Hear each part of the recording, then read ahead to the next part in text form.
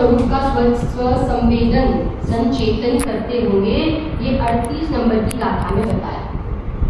ये 38 नंबर की गाथा समयसार ग्रंथ और ये गाथा सम्यक दर्शन में उत्कृष्ट निमित्त है। इसमें निमित्त है सम्यक दर्शन में उत्कृष्ट निमित्त। बहुत गजब की गाथा है, 38 नंबर की गाथा। देखिए हमने कल चालू किया था, हमने प्रारंभ किया था इस गाथा को, इसकी उत्थानिका हमने देखी। 5 बोल जो गाथार्थ में आए, 5 बोल कौन से आए? मैं एक हूँ, मैं शुद्ध हूँ, मैं अरूपी हूँ, मैं ज्ञान दर्शनमय हूँ और परमाणु मात्र भी मेरा नहीं है। बराबर, परमाणु मात्र भी मेरा नहीं है। टीका की पहली लाइन हमने कल पढ़ी थी, है ना। ये हमारा इतिहास पहले तो बताया, हमारा पास्ट, हमारी हिस्ट्री के अनादि से मोह रूप अज्ञान से, अज्ञान किसका नाम? अज्ञान किसका नाम है? ज्ञान में ज्ञान का स्वीकार नहीं करना, उसका नाम अज्ञान। क्या कर रहे हैं? ज्ञान में ज्ञान का स्वीकार नहीं करना, उसका नाम क्या है? उसका नाम ही अज्ञान है। ये मोह के कारण से जीव अनादिकाल से क्या कर रहा है? 4 गति में परिभ्रमण करना। देखो ये जो मैंने कल ये पढ़ा ना, एक शुद्ध 5 बोल बताए, अभी हम इस पर विचार करें। देखो धर्म, अधर्म, आकाश और काल, ये जो 6 द्रव्यों में से 4 द्रव्य है ना, वो एक भी है, शुद्ध भी है और अरूपी भी है। बराबर। तो यहाँ धर्म, अधर्म, आकाश, काल की बात है तो कहते नहीं, है ना। एक है, शुद्ध है, अरूपी है, परंतु आपको पता है उसमें एक क्वालिटी नहीं है। कौन सी? ज्ञान दर्शन नहीं है। इसीलिए ये अनुभव किसका करना है? आत्मा का, क्योंकि आत्मा कैसा है? ज्ञान दर्शन वाला है। समझना बराबर, क्योंकि ये भी एक है, शुद्ध है, अरूपी है, परंतु इस विशेषताओं से हमें आत्मा अनुभव में नहीं आए। आत्मा का अनुभव करने के लिए एक विशेषता बता दी। कौन सी विशेषता? ज्ञान दर्शन वाला। कैसा हूं मैं? ज्ञान दर्शन वाला। बराबर। अब आगे बढ़े। देखो यहाँ क्या बताया, जो अनादि मोह रूप अज्ञान से उन्मत्तता के कारण अत्यंत अप्रतिबुद्ध था। कैसा था? अत्यंत अप्रतिबुद्ध, है ना। माने कषाई, तीव्र रागी, मोही, अज्ञानी, मिथ्या दृष्टि। समझ में ना? ये हमारा पास्ट, हमारी हिस्ट्री बताई। अब क्या हुआ देखो। और विरक्त गुरु से निरंतर समझाए जाने पर जो किसी प्रकार से समझ कर, कौन से गुरु से? विरक्त गुरु से, है ना। मैं थोड़ा आगे बढ़ रही क्योंकि टीका बहुत बड़ी है ना, इसको अपन भाई शांति से समझेंगे। विरक्त गुरु से देखो 2 प्रकार से जीव समझता है। एक तो स्वयं समझ ले, बराबर, या किसी के द्वारा समझाया जाता है। इसीलिए सम्यक दर्शन के 2 निमित्त कारण बताए, निसर्गज और अधिगमज। सम्यक दर्शन की उत्पत्ति के 2 कारण है ना, निसर्गज और अधिगमज, है ना। स्वयं से समझ जाए या कोई और समझाए, बराबर, किसी और से समझ में आए, उसको कहेंगे अधिगमज। और निसर्गज माने स्वयं से समझ जाए। आपको पता है गुरुदेव श्री को जो सम्यक दर्शन था ना, वो कौन सा था? निसर्गज। श्रीमद जी को जो सम्यक दर्शन था वो निसर्गज। परंतु पूज्य बेन श्री को जो सम्यक दर्शन हुआ वो अधिगमज था। अधिगमज। 2 प्रकार के सम्यक दर्शन की उत्पत्ति के 2 कारण। यहाँ पर विरक्त गुरु, सामने कौन? गुरु। अरे इसमें बहुत गजब भाई। गुरु कौन? आज कितना गुरुदेव ने गुरु के ऊपर बताया। भावलिंगी मुनिराज, भावलिंगी संत हमारे कैसे होते हैं। यह विरक्त, पहले तो विरक्त शब्द का अर्थ, विरक्त शब्द का अर्थ समझिए। विरक्त माने क्या? विरक्त माने जिसने घर छोड़ दिया, बोलो, जिसने घर छोड़ दिया, जंगल में चले गए, उनका नाम विरक्त की नहीं? बोलो, विरक्त किसका नाम? विरक्त किसका नाम? जिसने बाहर गई, घर छोड़ने का नाम विरक्त नहीं। घर संबंधी रुचि, विषयों के संबंध में रुचि तोड़ने का नाम विरक्त। विरक्त माने वैरागी। कहते हैं ना, भरत जी घर में ही वैरागी, भरत जी घर में ही वैरागी, विरक्त है। विरक्त माने क्या? उदासीनता, उदासीनता। ऐसे 4 गुरु बताए, 4 गुरु जिनकी वाणी सम्यक दर्शन में निमित्त बन सकती है। कौन से 4 गुरु? गुरु में 4 जीवों को लिया, बराबर। गुरु में 4, कौन 4? तो सबसे पहले हम जाते हैं 13वें गुणस्थान वर्ती तीर्थंकर परमात्मा, बराबर है ना। नीचे आते हैं तो 6ठे गुणस्थान वर्ती भावलिंगी मुनिराज, बराबर। और नीचे आ गए तो 5म गुणस्थान वर्ती श्रावक की वाणी, और नीचे आ गए तो 4थे गुणस्थान वर्ती सम्यक दृष्टि जी। समझना बराबर है ना। 4 जीव लिए गुरु में। विरक्तता की परिभाषा समझ में आई? विरक्त माने क्या? विरक्त माने क्या? राग होने पर भी जिनको राग की क्या नहीं है? रुचि नहीं है। घर में रहने के बावजूद भी जो घर से क्या हो गए हैं? विरक्त, उदासीन हो गए। ख्याल आ रहा है? उसे कहेंगे विरक्त। विरक्त। गुरु में 4 जीवों को लिया। कौन से 4? 13वें गुणस्थान वर्ती है ना, 6वें गुणस्थान वर्ती, बराबर, 5वें गुणस्थान वर्ती और 4थे गुणस्थान वर्ती। या वाणी की बात की ना, गुरु से निरंतर समझाए जाने पर, पहले तो निरंतर, निरंतर माने क्या? निरंतर माने 24 घंटा गुरु समझाते हैं। वो फ्री बैठे हैं क्या? हाँ, कि भैया ये समझाते ही रहो, हाँ हम तो फ्री है, आप बोलते रहो हम सुनते रहे। हाँ नहीं, यहाँ पे निरंतर माने ऐसा नहीं 24 घंटा। निरंतर माने एक बार समझाया, भले वो 2 मिनट, 5 मिनट, 10 मिनट, 15 मिनट, 1 घंटा, आधा घंटा, बराबर। परंतु अब सुनने के बाद उसका निरंतर चिंतन रहना। अरे 24 घंटा उसकी धुन, उसका चिंतन, उसका ही विचार, उसका ही बोलन, उसको कहते हैं निरंतरता। अरे समझ में? निरंतर माने क्या समझना ना? वाणी निरंतर नहीं मिलेगी, परंतु हर समय क्या? हर समय उसका चिंतन चलना। इसलिए तो श्रीमद जी ने कहा, कर विचार तो पाम, हर विचार तो पाम, हर विचार तो। गुरु कैसे बताए? विरक्त। और उनकी वाणी कैसी बताई? हाँ, विरक्त गुरु की निरंतर वाणी। निरंतर वाणी माने जो समझाया उसके बाद क्या करे, उसके बारे में निरंतर क्या करे? चिंतन करे। हम सुन तो लेते हैं, पर सुनने के बाद जो नेक्स्ट स्टेप होता है ना, समझने का, विचार का, चिंतन का, हाँ वो नहीं करते हैं। इसलिए तो बोलो, पंडित जी ने क्या कहा है? सम्यक्त्व का अधिकारी कौन है? तत्व विचार करने वाला जीव ही सम्यक्त्व का अधिकारी है। ख्याल आ रहा है? सम्यक्त्व का अधिकारी कौन?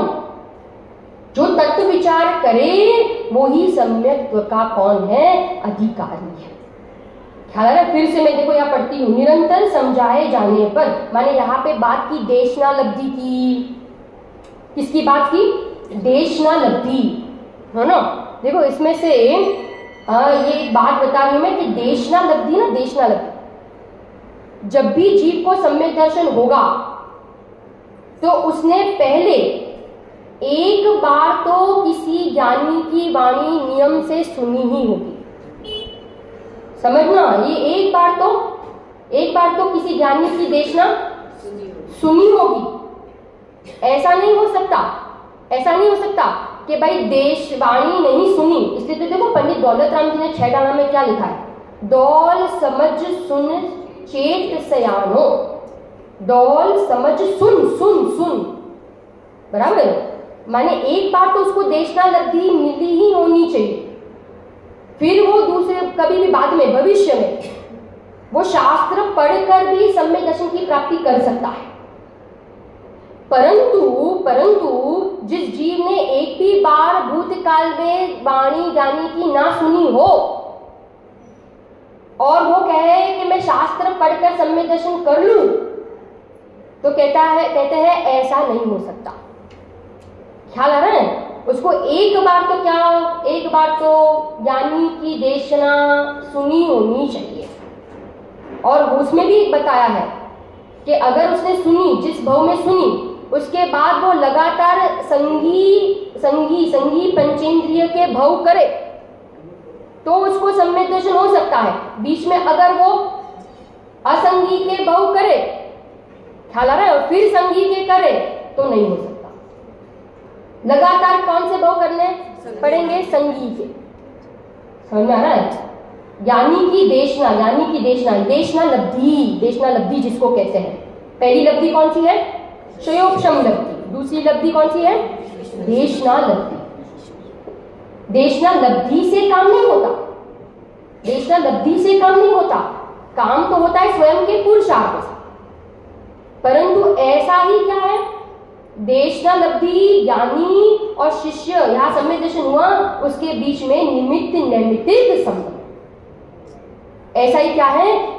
घनिष्ठ निमित्त नैमित्तिक संबंध है कि यहाँ उपादान जगे तो सामने ज्ञानी की देशना मिले बिना रहती नहीं है ना। हम गाते हैं ना भक्ति में, अपना करना हो कल्याण साचे गुरुवर को पहचान, ये अपना करना हो कल्याण साचे गुरुवर को पहचान।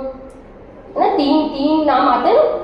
मुनिराजों के लिए नाम आता है जिनवर, तीर्थंकरों के लिए नाम आता है जिनवर ऋषभ, और चौथे गुणस्थानवर्ती सम्यक दृष्टि को कहते हैं जिन। तीन नाम। मुनिराज को कहेंगे क्या? मुनिराज को क्या कहेंगे? जिनवर, है ना, बराबर। तीर्थंकरों को कहेंगे जिनवर ऋषभ, और चौथे गुणस्थानवर्ती सम्यक दृष्टि को कहेंगे जिन, बराबर। तीर्थंकरों में, केवलियों में भी किसकी वाणी कीर्ति है? केवलियों में भी किसकी वाणी कीर्ति है? केवलियों में भी तीर्थंकरों की और सामान्य केवली की वाणी कीर्ति है। मुख केवली की वाणी नहीं कीर्ति, उपदेश नहीं देते, अरे, परंतु वाणी किसकी कीर्ति है? वाणी किसकी कीर्ति है? तीर्थंकरों की, और कीरे तो किसकी? सामान्य की।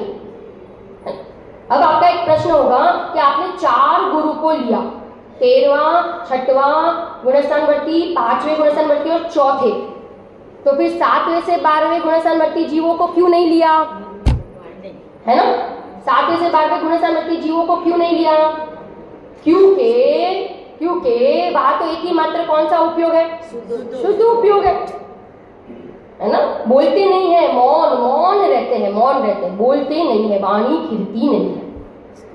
इसलिए गुरु में तो 4 जीव ही जाएंगे। किसकी देशना निमित्त हो सकती है? 13वें गुणस्थानवर्ती, 6वें गुणस्थानवर्ती, 5वें गुणस्थानवर्ती और चौथे गुणस्थानवर्ती, बराबर।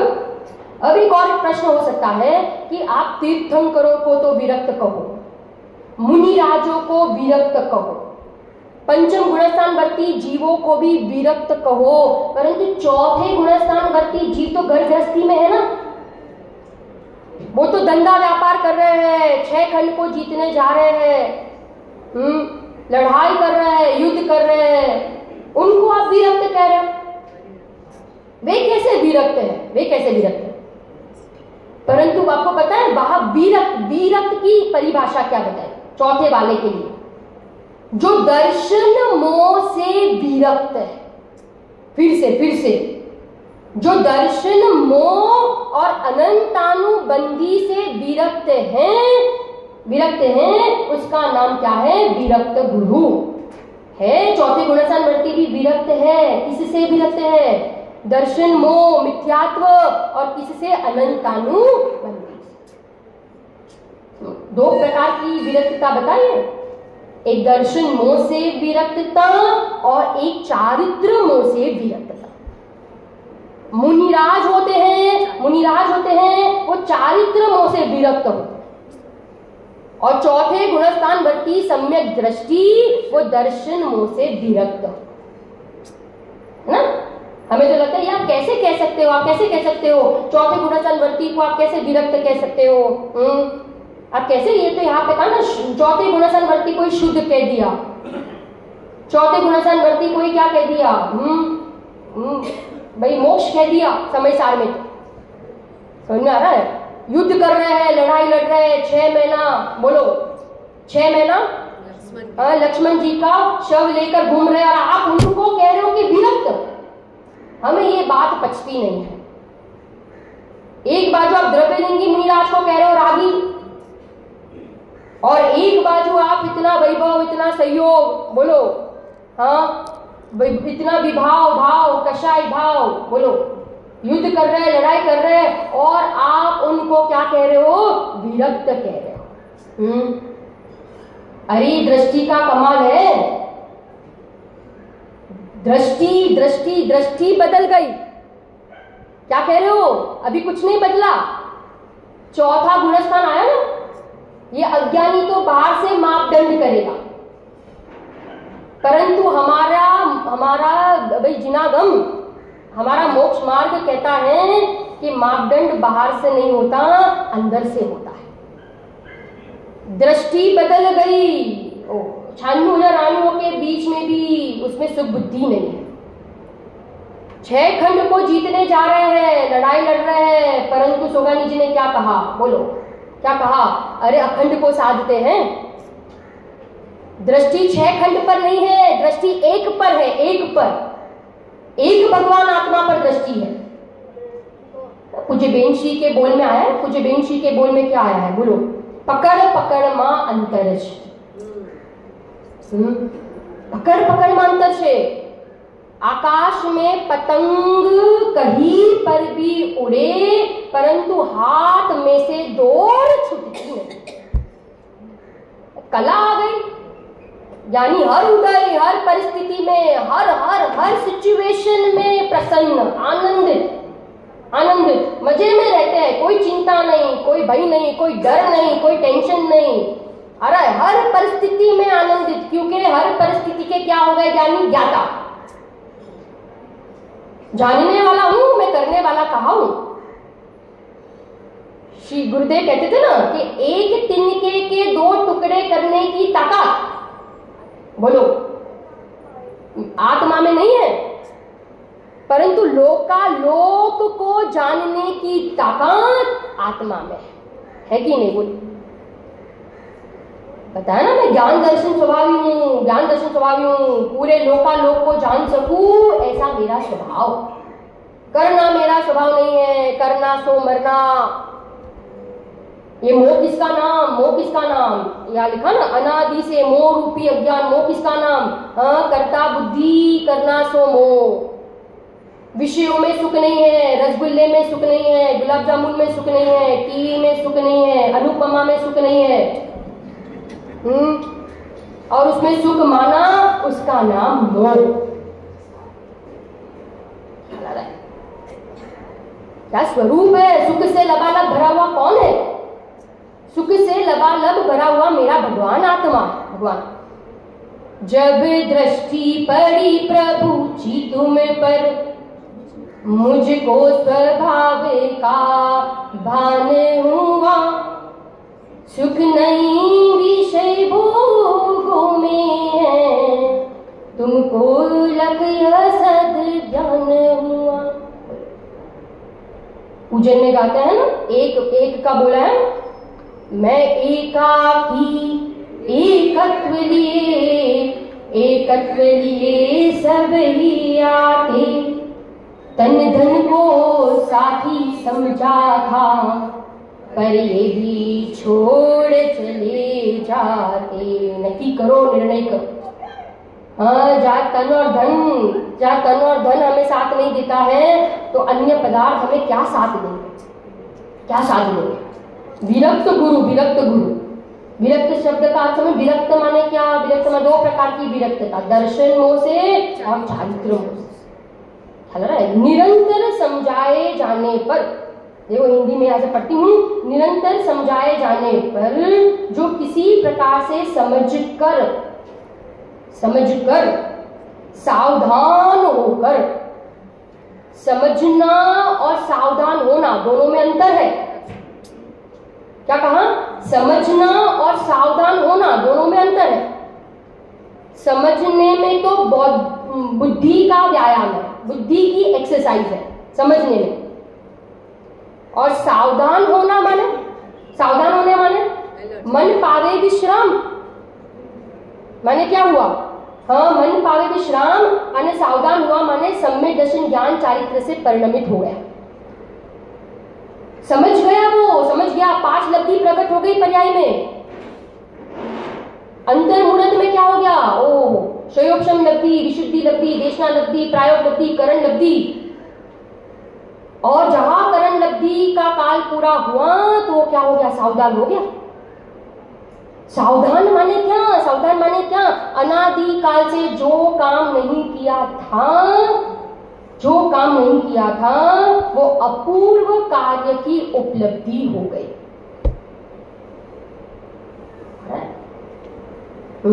भगवान आत्मा के क्या हो गए? भगवान आत्मा के दर्शन हो गए। सावधान माने समझना, सावधान होकर अनुभव हो गया। पंडित बनारसी दास जी ने लिखा है, अनुभव चिंतामणि रतन, अनुभव है रस को, अनुभव मार्ग मोक्ष का, अनुभव मोक्ष स्वरूप। अनुभव की कीमत है। अनुभव से निकली हुई वाणी असर करती है। ये ग्रंथ है ना, समयसार ग्रंथ, 2 प्रकार के ग्रंथ होते हैं, एक अनुभव प्रधान ग्रंथ और एक ज्ञान प्रधान ग्रंथ।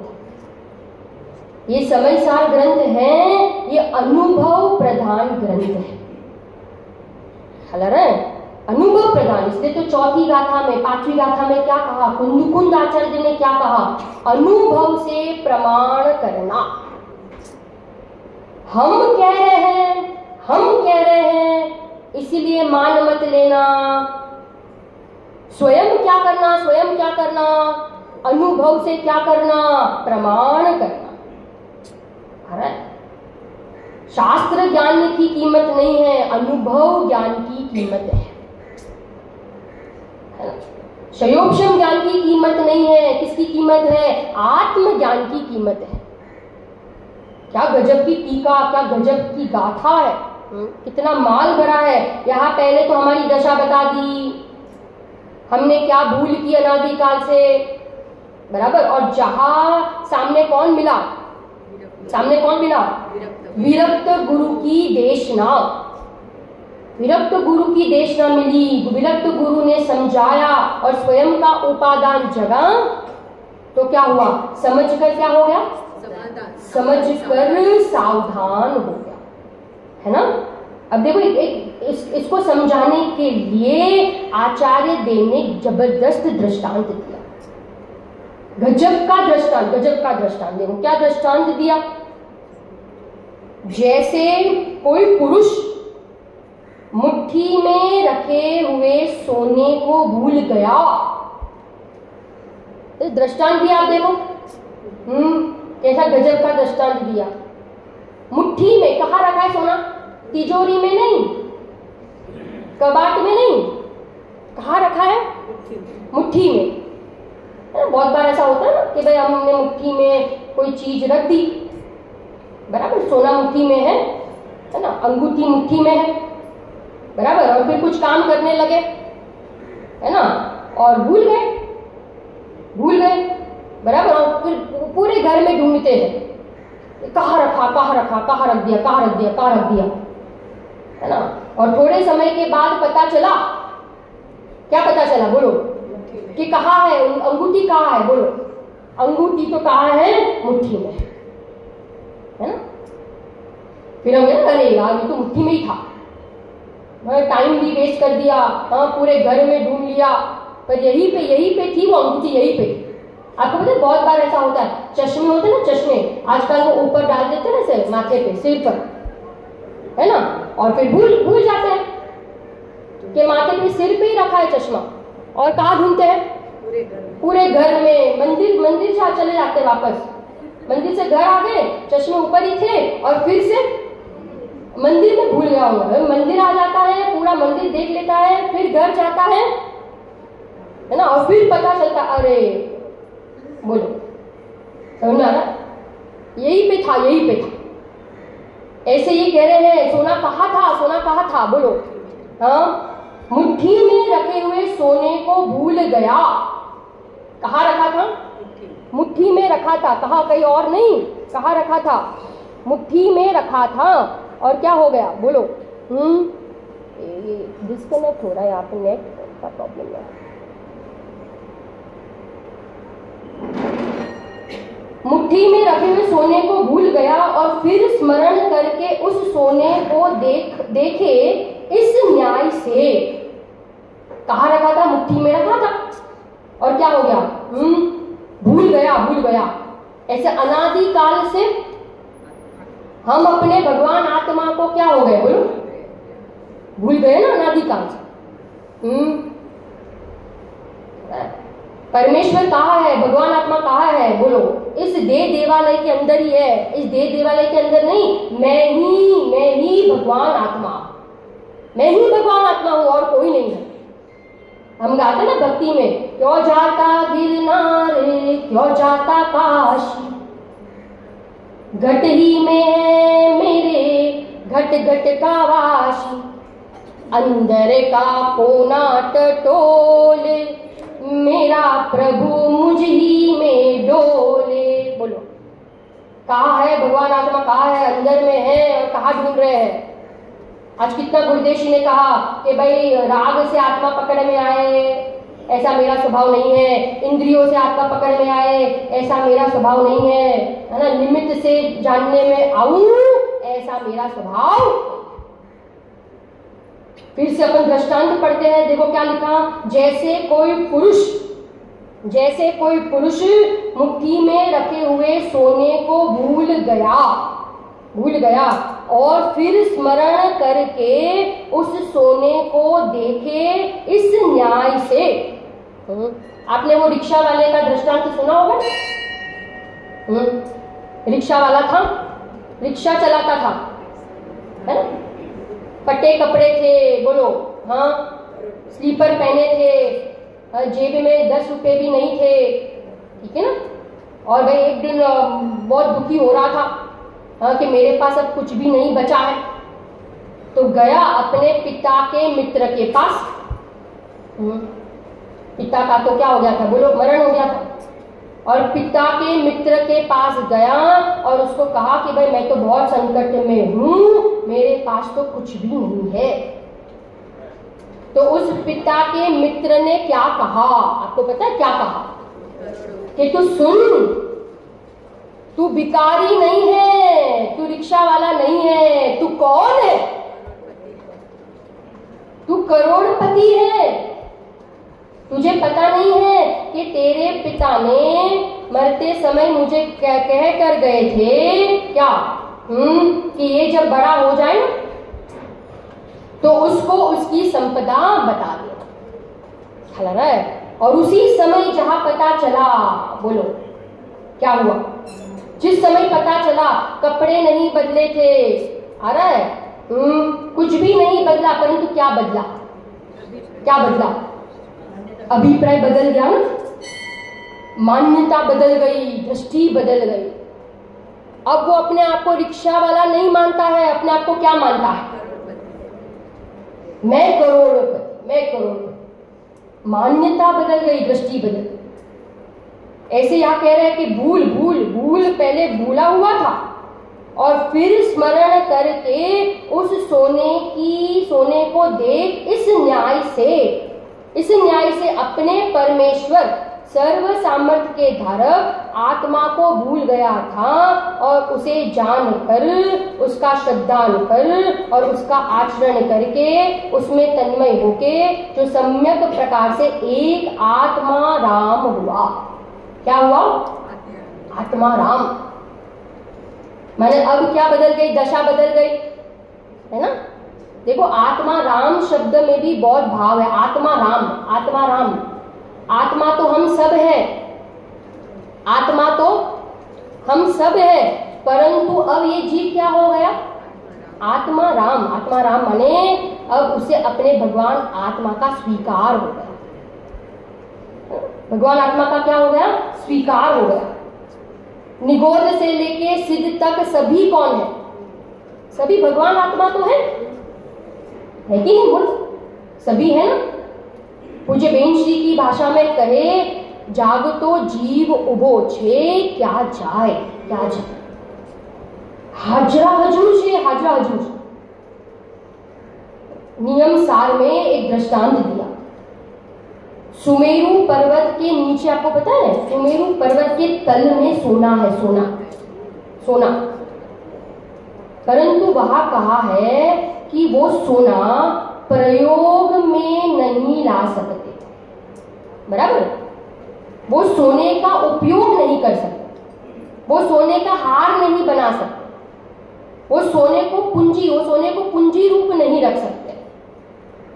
तो वहां कहा कि वो सोने का क्या काम, वो सोने का क्या काम।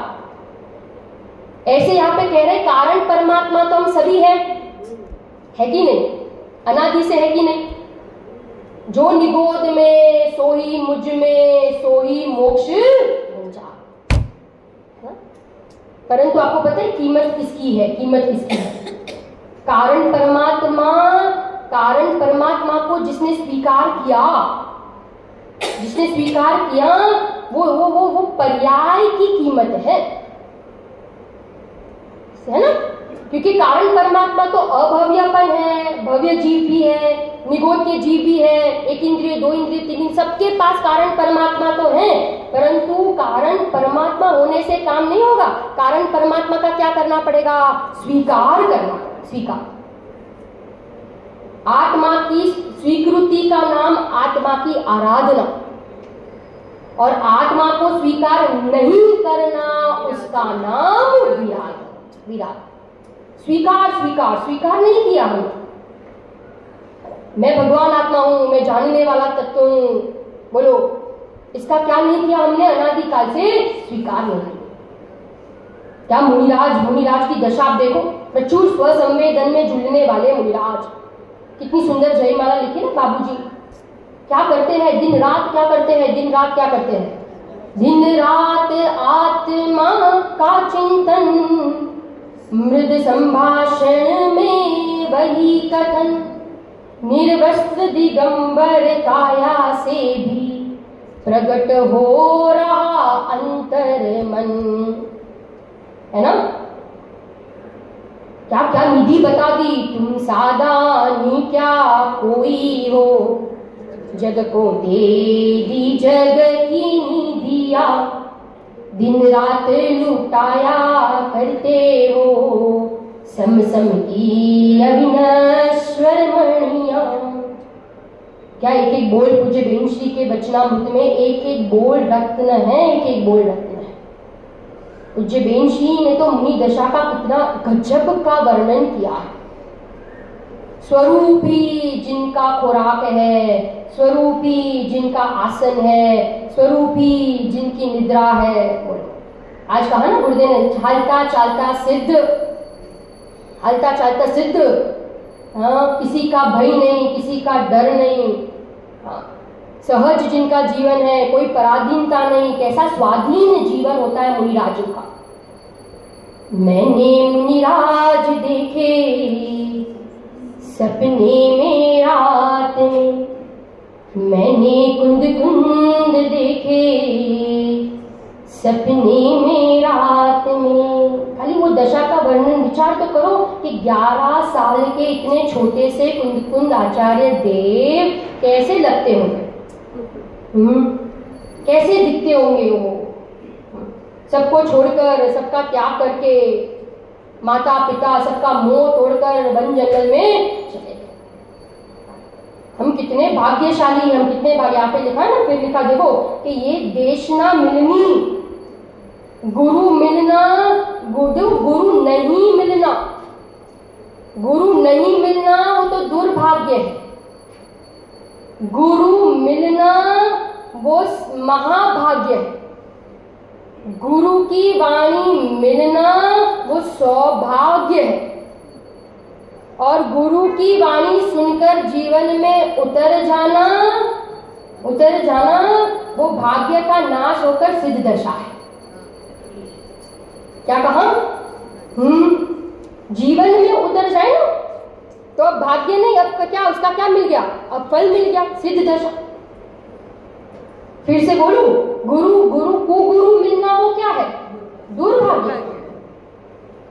सदगुरु मिलना वो महाभाग्य, उनकी वाणी मिलना, उनकी देशना मिलनी सौभाग्य, और जीवन में उतर जाए तो उसका फल क्या है? सिद्ध दशा,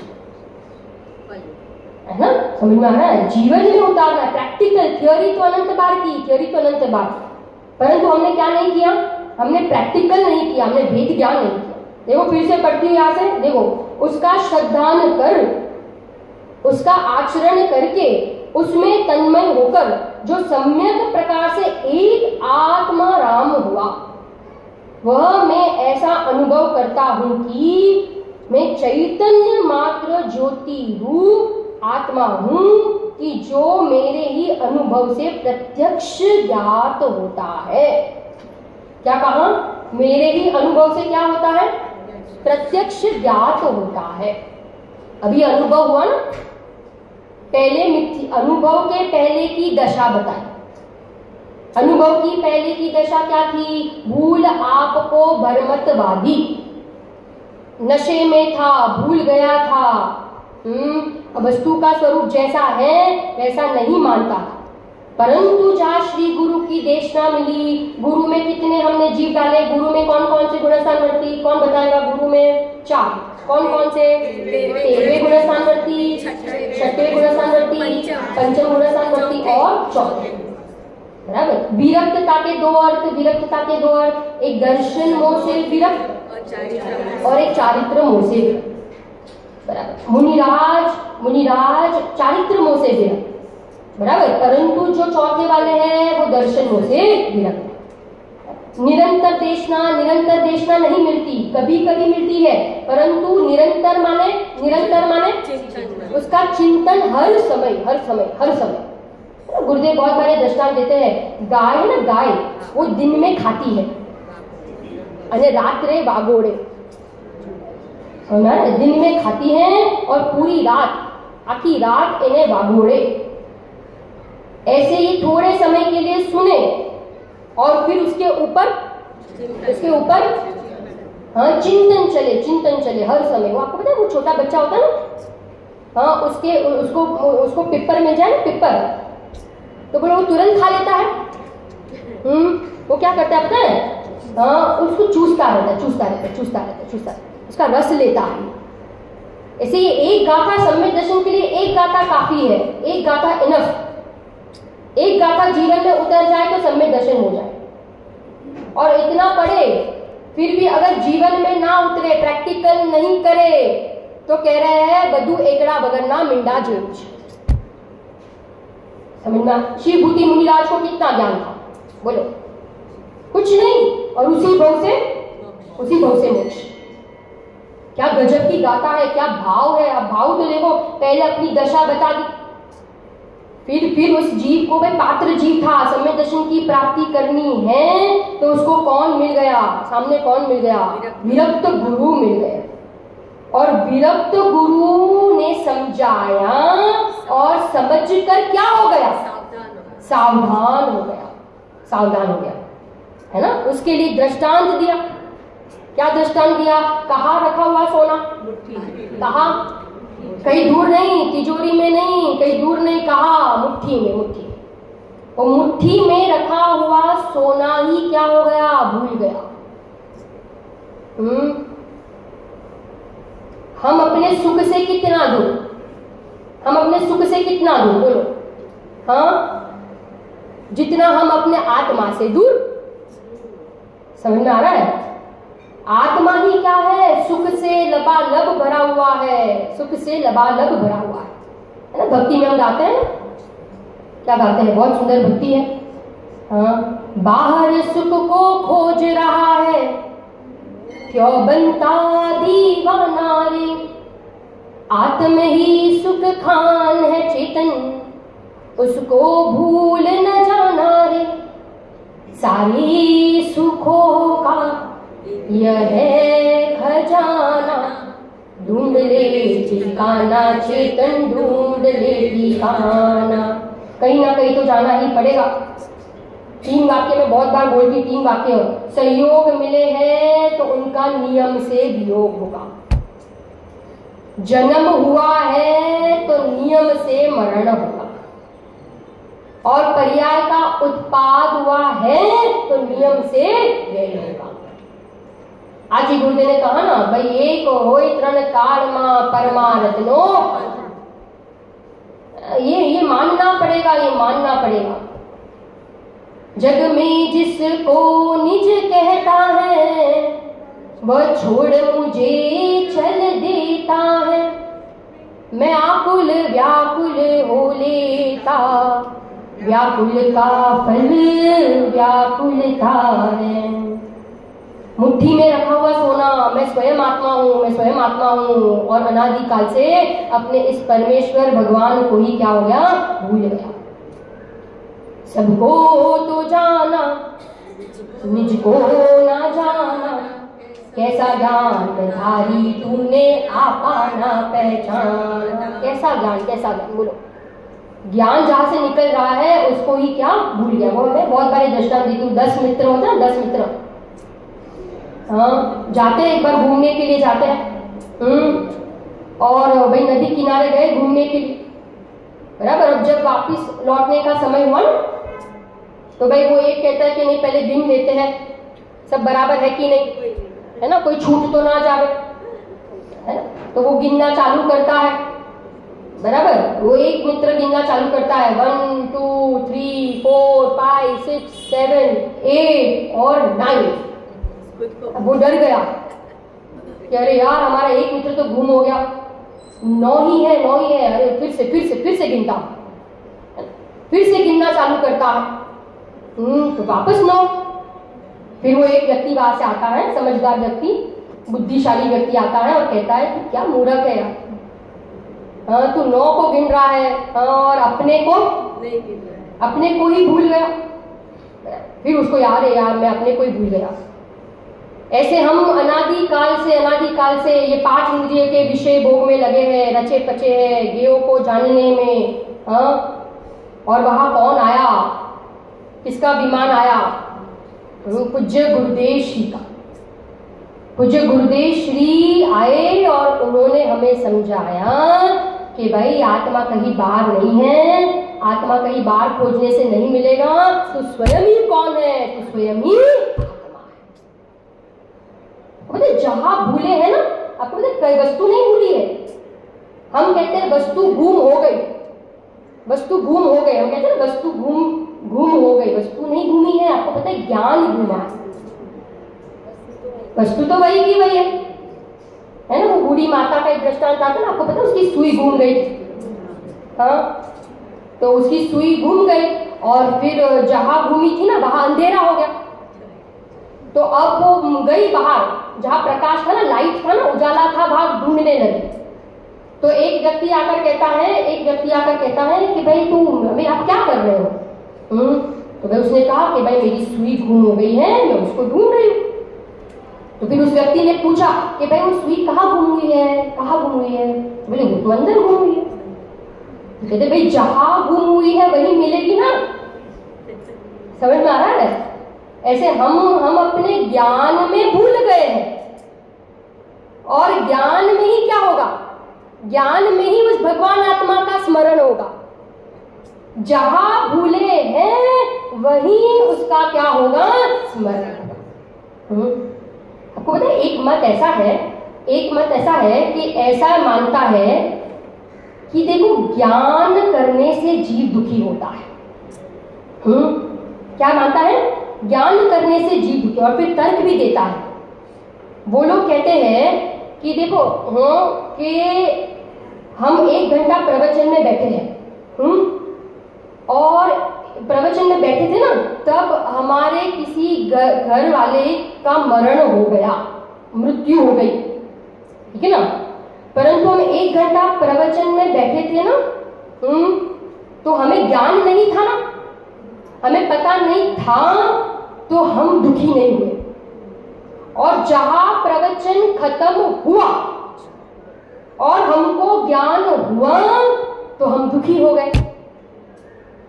ख्याल आ रहा है? तो ये तर्क देते हैं, बराबर। जैसे दूसरा भाई 1 महीने से बाहर गांव थे, घूमने गए थे, और बच्चा एग्जाम में फेल हुआ।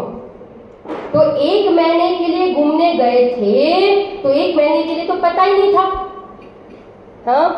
फिर जब वापस आए घर, तब पता चला कि भाई फेल हो गया। तो बोलो, ज्ञान होने पर दुखी हुआ कि नहीं? ज्ञान होने पर दुखी हुआ कि नहीं? बोलो, कहते ज्ञान होने से दुखी होता है, तो ज्ञान ही मत करो, ज्ञान को नष्ट करो।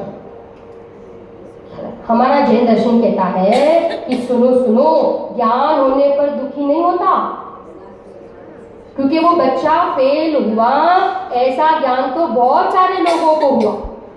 दूसरे भी थे ना, आसपास के लोग, आसपास के जो लोग थे उनको भी तो पता चला, परंतु वे दुखी हुए कि नहीं हुए? वे नहीं हुए। दुखी कौन हुआ? दुखी कौन हुआ पता है? दुखी कौन हुआ? जिसको वो बच्चे के प्रति मोह था ना, वो दुखी हुआ। तो दुख का कारण ज्ञान है कि दुख का कारण मोह है? दुख का कारण मोह है, दुख का कारण ज्ञान नहीं है। अपने घर में कोई व्यक्ति का मरण हो जावे तो ज्ञान तो आसपास के लोग, आड़ोस पड़ोसी को भी पता तो चलता है, परंतु वे दुखी नहीं होते। दुखी कौन होते हैं? दुखी कौन होते हैं कि जिनको उनके प्रति क्या था, मोह था ना, वो दुखी हो।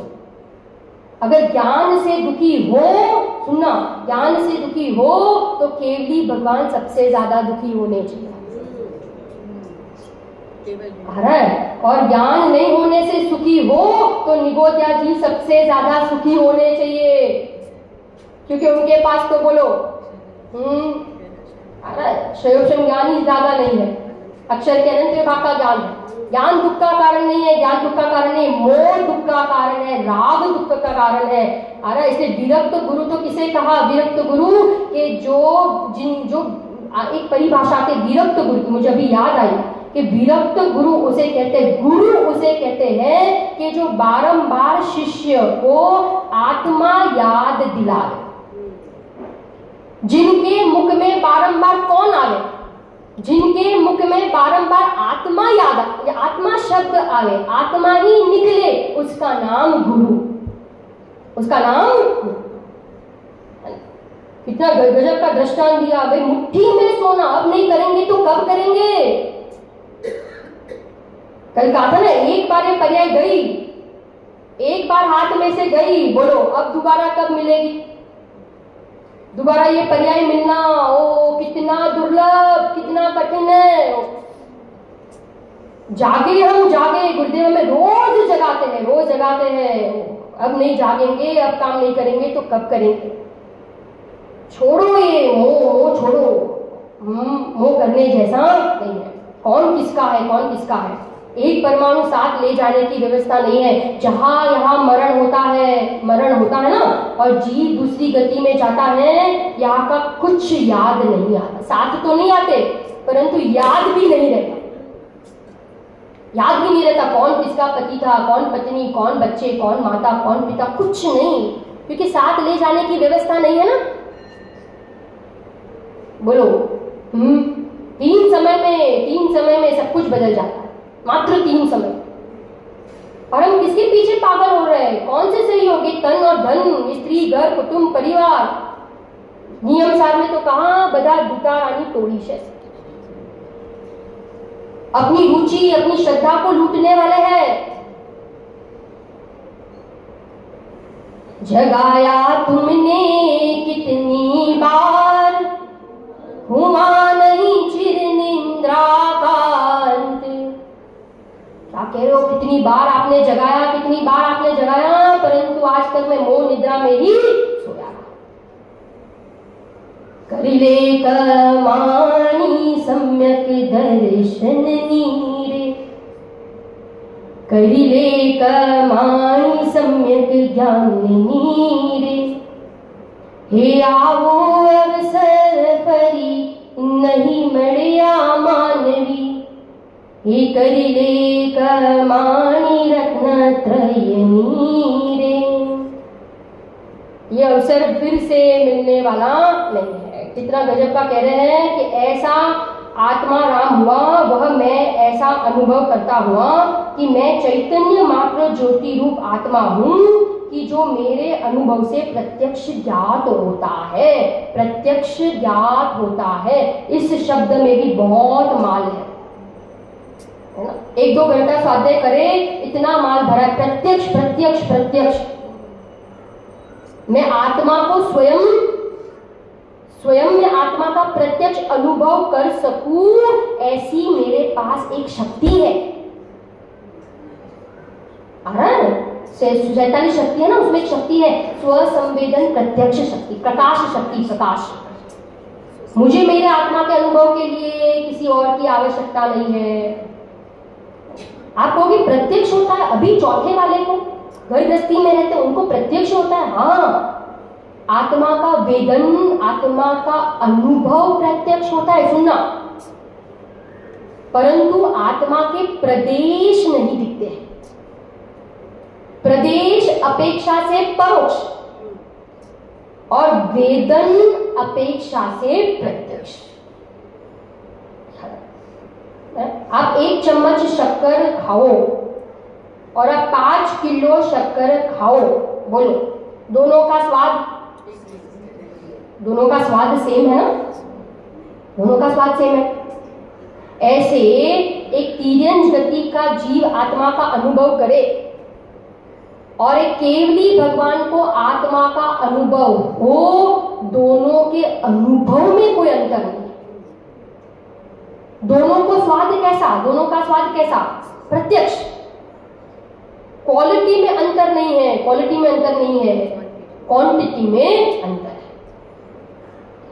कहते हैं ना, गंधा व्यक्ति शक्कर चखे और एक देखने वाला व्यक्ति शक्कर चखे, तो कहते दोनों के स्वाद में कोई अंतर नहीं है, बराबर। एक को प्रत्यक्ष है और एक को परोक्ष।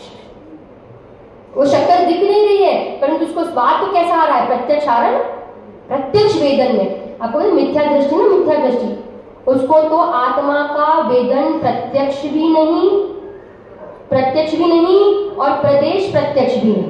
वेदन प्रत्यक्ष भी नहीं और प्रदेश प्रत्यक्ष भी नहीं, परंतु सम्यक दृष्टि चौथे वाले को वेदन प्रत्यक्ष है परंतु प्रदेश प्रत्यक्ष नहीं।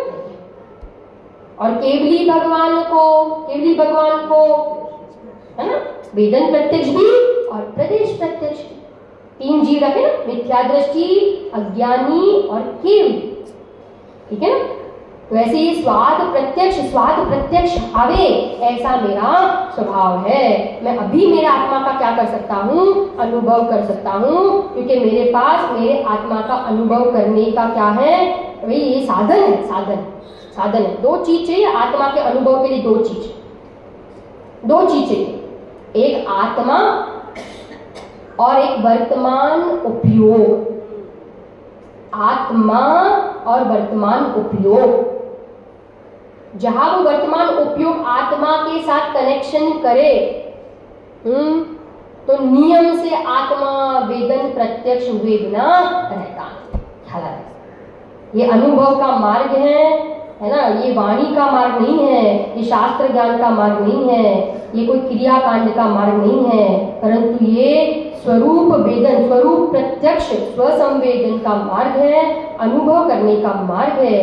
क्योंकि अनुभव करे तो ही हमें वो कारण परमात्मा कैसा है ना, वो हमें क्या होगा, वो पता चलेगा। तो ऐसे हमने आज एक टीका, हमने 4-5 लाइन, ये उदाहरण और उसके साथ वो अनुभव में प्रत्यक्ष हुआ। अब वो अनुभव में प्रत्यक्ष होने पर वो आत्मा कैसा दिखा, कैसा दिखा। अभी तक 2 की चर्चा की, 2 स्टेप्स। पहला स्टेप अनुभव के पहले की दशा क्या थी, बराबर, और दूसरा स्टेप कि अनुभव कैसे हुआ। अब अनुभव होने के बाद वो आत्मा कैसा दिखा, कैसा दिखा, तो उसके लिए अब आचार्य देव एक एक बोल से समझाए, एक एक बोल से। 5 बोल है, एक एक बोल का खुलासा हम कल से करेंगे। कल हम पहला बोल एक, मैं एक हूं, पर एक कैसे, तो उसका बहुत सुंदर खुलासा अमृत चंद्र आचार्य देव ने किया है। इसी मंगल भावना के साथ हम जाते हैं ना। ज्ञान से सूझे हो कालो